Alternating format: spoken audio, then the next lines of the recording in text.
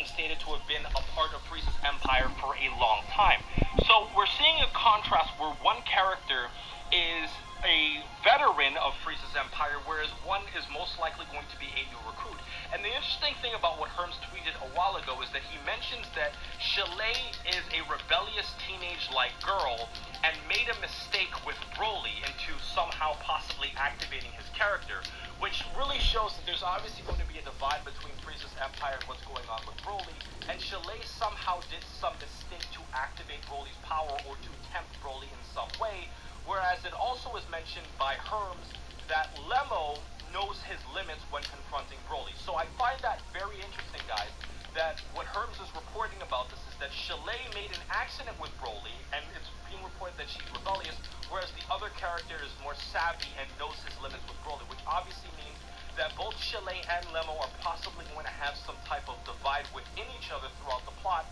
because why else would one of them make a mistake with Broly, but the other one knows his limits with Broly? In addition, we also have a sequence in which Chalet and Lemmo had a full set of Dragon Balls. And if we go back to Resurrection of F, this clearly indicates that these characters were capable of getting their hands on the Dragon Balls by themselves, or with some use of assistance. And because Chalet and Lemmo are going to be extremely weak characters compared to the main cast, I think this gives them a strong subplot that could obviously carry the movie into another direction instead of just having the big boss fight against Broly and obviously the other minor characters of the film itself. Now the next thing we gotta talk about, guys, is actually dealing with Whis. Now I'm sure many of you guys have noticed that we saw Whis moving around against Broly in a lava-like background in this trailer, and I'm not gonna lie to you guys, that was probably one of the more eye-catching things of this trailer. Reason being is because from what we saw in Resurrection of F,